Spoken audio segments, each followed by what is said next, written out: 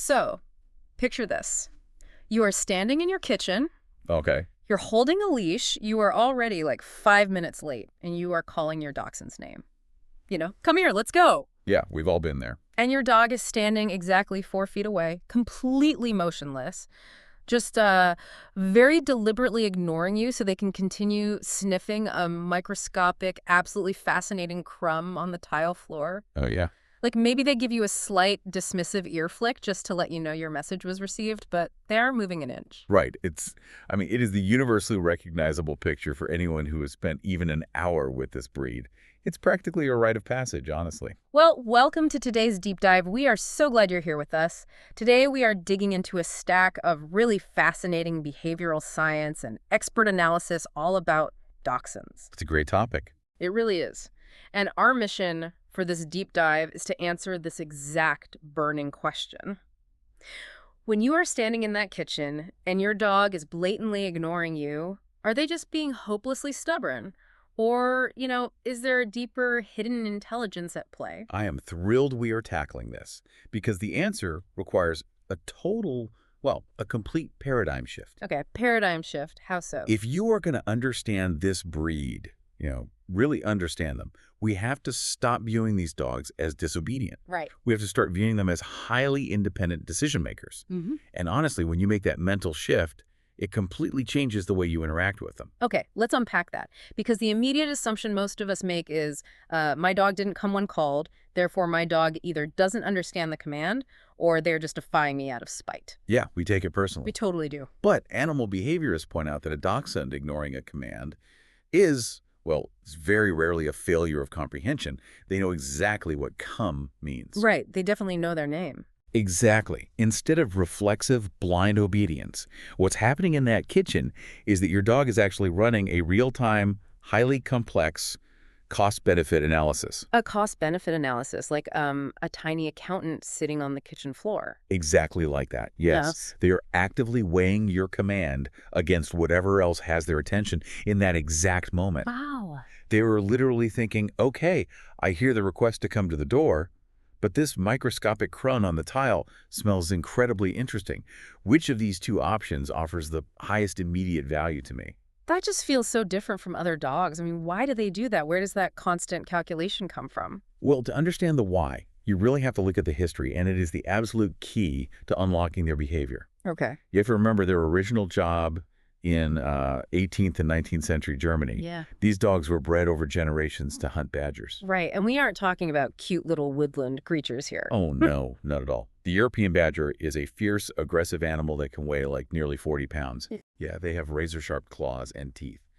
Now, I want you to imagine a dog tasked with pursuing that predator underground into these dark, cramped, dangerous dirt tunnels. That is just terrifying. I mean, honestly. It was incredibly dangerous work, and the key detail here is the environment itself. Because they're underground. Exactly. Deep underground in a pitch-black tunnel, and the human hunter is above ground. The hunter cannot see what is happening. They cannot issue verbal commands. They certainly cannot micromanage the situation. Right. A dog in that environment simply could not wait for instructions.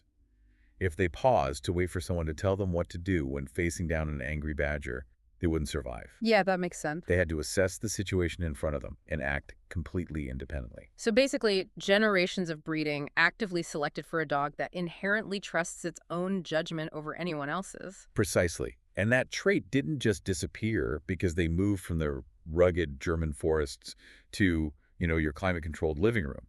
That independence became part of their fundamental neurological wiring. Wow. Listening to you explain that cost-benefit analysis, it sounds like they aren't employees. What do you mean? Like, if you look at a heavily obedient breed, say, a border collie or a golden retriever, they are kind of like a corporate employee. Okay, I see where you're going. They sit at their desk, eagerly waiting for the boss to hand down a memo. They thrive on micromanagement. But a dachshund is a freelance contractor. Oh, that is a brilliant analogy. I love that. Right. You send the freelance contractor an email with a request. They hear the request, they acknowledge receipt with that little ear flick, but before they actually do the work, they're going to evaluate the terms of the contract. Yes. They're like, what's the timeline? What's the compensation? Does this actually make sense for me to do right now? And that evaluation, That hesitation you see in the kitchen is a sign of real cognitive engagement. It is a sign of high intelligence, not a lack of it. But if you interpret that hesitation as stubbornness, you're just going to get frustrated. If you recognize it as an independent decision-making process, well, then you can strategize. Which brings us to the most practical question. If my dog is a freelance contractor constantly running a cost-benefit analysis, how do I negotiate? Right. Like, how do I tip the scales so that when I give a command, the terms of the contract are actually worth their while? Well, the good news here is that we are not dealing with a slow learner. Dachshunds actually learn incredibly quickly. Really? Oh, yeah. They can often master the mechanics of a new command in just a handful of repetitions. The challenge is rarely about comprehension. It is almost entirely about motivation and follow-through. The currency of cooperation. And I know from the sources we reviewed that food motivation is a very real thing for this breed. Deeply real. Many Dachshunds are incredibly food motivated, which gives you a highly reliable tool to tip the scales in that cost-benefit analysis. Wait, so if food is the currency, I'm just picturing a very round, very fat dachshund. Right, which is a major concern. How do we balance this? Because we can't just be tossing them giant handfuls of cheese every time they sit. You absolutely cannot, and that's a crucial health warning we need to highlight. This breed is highly susceptible to weight gain, and excess weight puts dangerous, sometimes catastrophic strain on their long spines. Oh, right, the back issues. Exactly. Because of those calorie concerns, you have to use incredibly small pieces of treats. We're talking pea-sized or even smaller. Or could you just use their actual meals? That is one of the most effective strategies you can use, actually. Set aside a portion of the dog's daily measured kibble, specifically for training throughout the day. That makes a lot of sense. Yeah, that way you take full advantage of their food motivation without quietly adding hundreds of extra calories to their daily intake. You are just making them work for the food they were already going to eat anyway. Hold on, I have to push back a little here. Sure. If I'm handing my dog a piece of kibble every single time he listens to me, that feels a lot like bribery. I hear that a lot. What happens when I don't have food in my hand?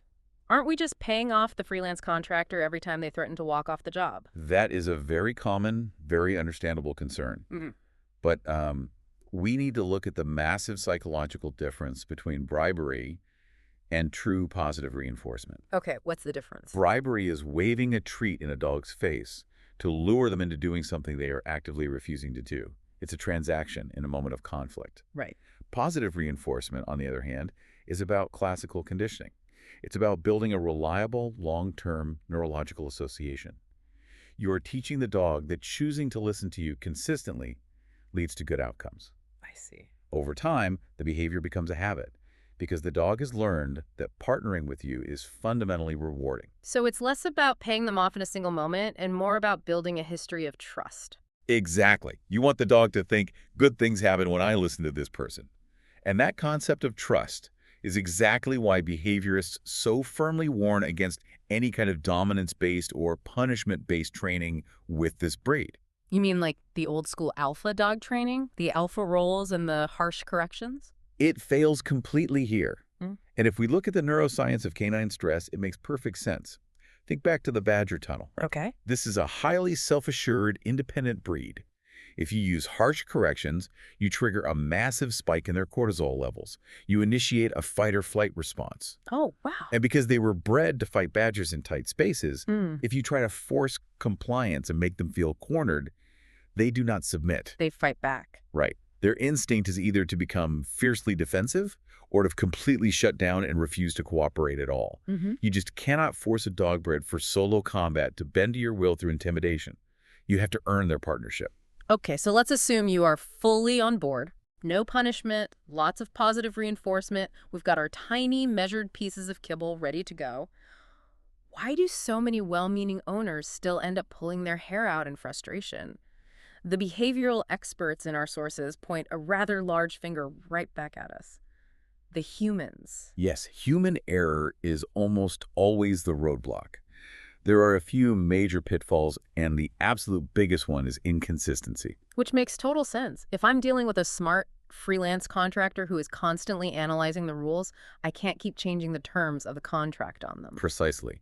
Imagine you have a rule that the dog isn't allowed to jump on the couch. Okay.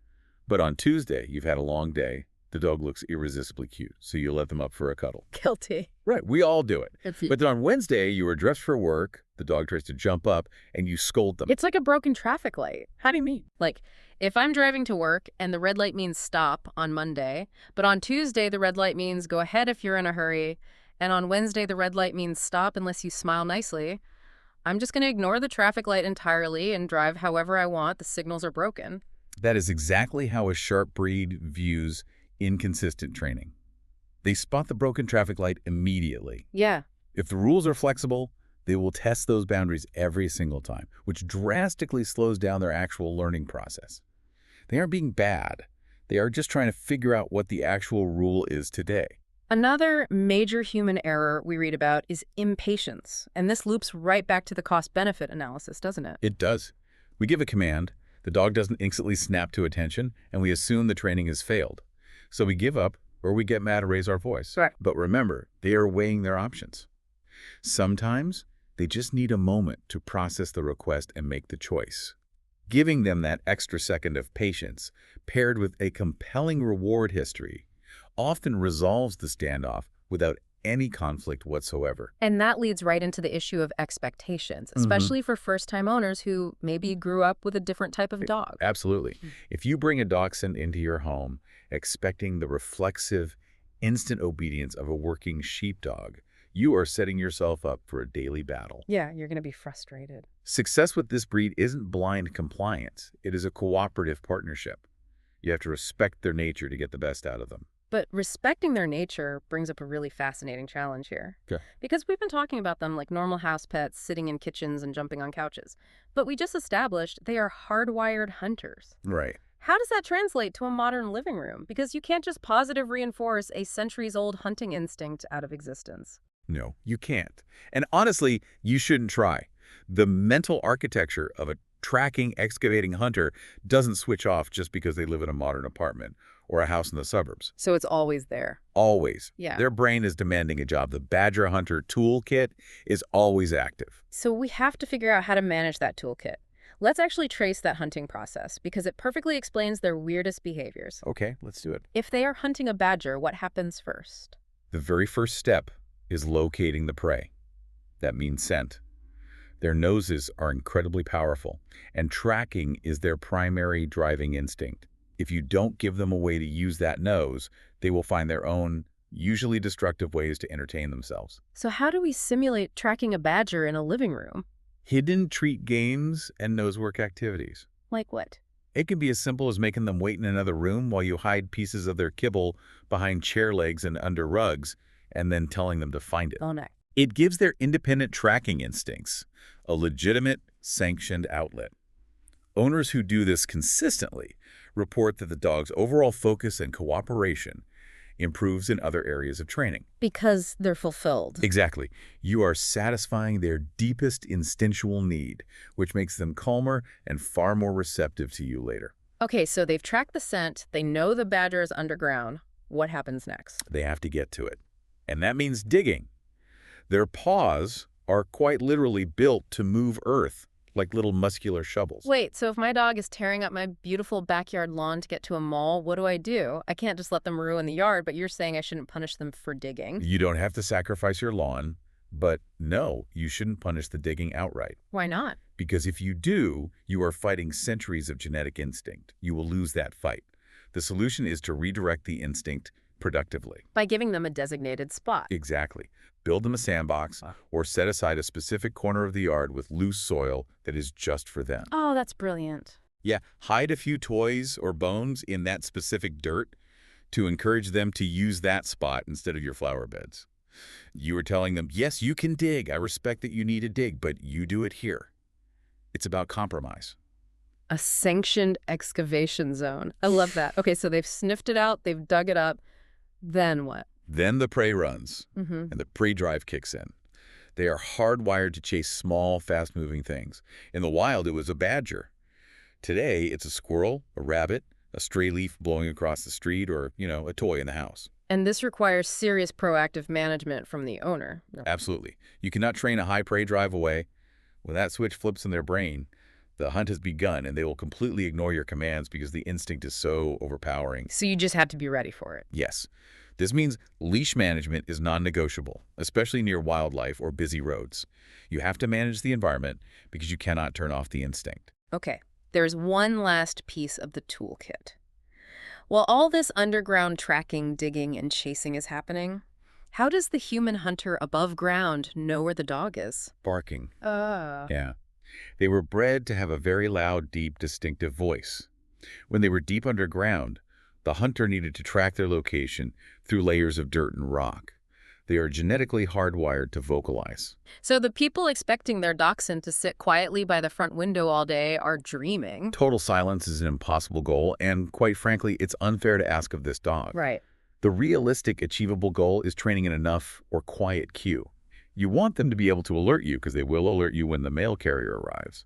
But you want to be able to acknowledge that alert, say thank you, and stop the barking before it becomes a 20-minute ordeal. Okay, we've just painted a picture of this fierce, independent, earth-moving, squirrel-chasing, loud little beast.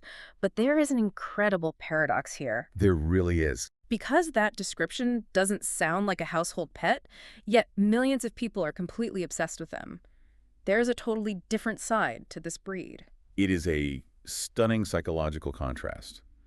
Because underneath all of that fierce solo hunter independence is a deeply emotional, highly affectionate animal. They are notoriously known as the Velcro dog. Yes. They are intensely people-oriented. They form these massive, consuming bonds, often attaching very heavily to one or two specific members of a household. They want to follow you from room to room. They insist on being under the blankets with you. They absolutely do.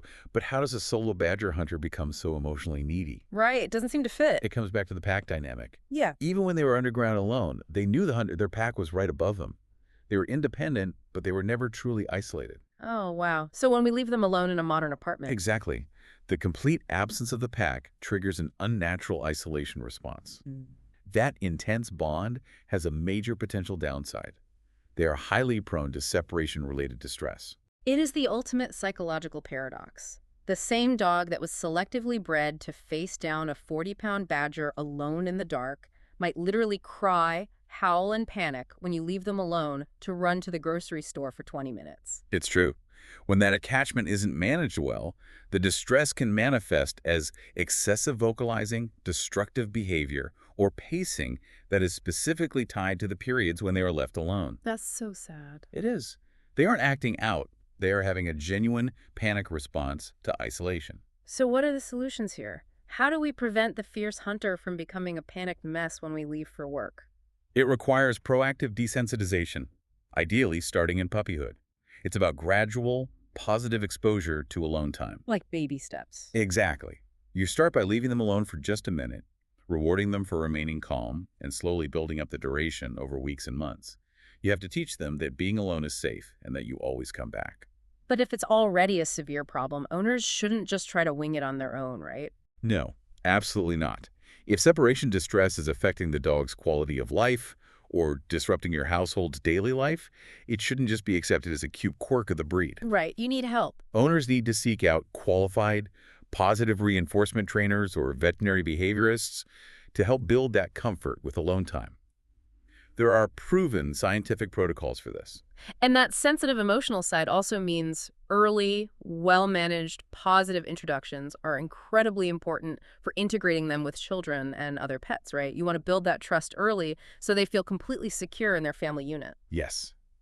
A secure dachshund is a confident, relaxed dachshund. So what does this all mean? We've covered everything from 19th century badgers to backyard sandboxes to separation anxiety and cortisol spikes. What is the big takeaway for the listener today? The ultimate shift in perspective is this. Successful training with a dachshund is never about suppressing their independent streak.